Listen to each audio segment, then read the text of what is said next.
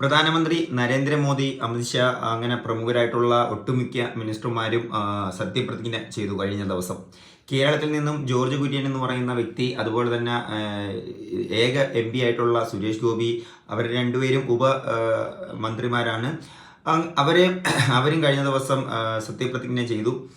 സത്യപ്രതിജ്ഞയൊക്കെ ചെയ്യുന്നതൊക്കെ കൊള്ളാം, പക്ഷെ പകുതി വെച്ച് വീണ്ടും അടുത്ത ടീം വന്ന് സത്യപ്രതിജ്ഞ ചെയ്യരുത് എന്നുള്ളതാണ് എനിക്ക് പറയാനുള്ളത്. കാരണം ഇവർക്ക് ഒരു വ്യക്തമായിട്ടുള്ള ഒരു ഭൂരിപക്ഷമൊന്നും ഇല്ല. അതുകൊണ്ട് തന്നെ ഘടകകക്ഷികളും കൂടി ചേർന്നുകൊണ്ടായതുകൊണ്ട് ഇനി അങ്ങോട്ട് സ്പീക്കറെ തിരഞ്ഞെടുക്കുന്ന ചടങ്ങ്, അതിനുശേഷം അവിശ്വാസ പ്രമേയം വല്ലതും ഉണ്ടെങ്കിൽ അങ്ങനെ അവിശ്വാസ പ്രമേയം കൊണ്ടുവരക്കം, പിന്നെ വോട്ടിങ്, ആ വോട്ടിങ്ങിൽ വിജയിക്കുക, അങ്ങനെയൊക്കെ ഇനി അങ്ങോട്ട് മന്ത്രിയായിട്ട് ഏത് വകുപ്പ് മന്ത്രിയായാലും മുന്നോട്ട് പോകാൻ സാധിക്കത്തുള്ളൂ. സർക്കാരിനെതിരെ അവിശ്വാസ പ്രമേയം പാസ്സാക്കി കഴിഞ്ഞാൽ വിഷയങ്ങൾ ഉണ്ടാകും. പലപ്പോഴും 6 മാസം കൂടുന്തോറും അങ്ങനെ ഒരു വിഷയം ഉണ്ടാകും. അപ്പം ഇനി അങ്ങോട്ട്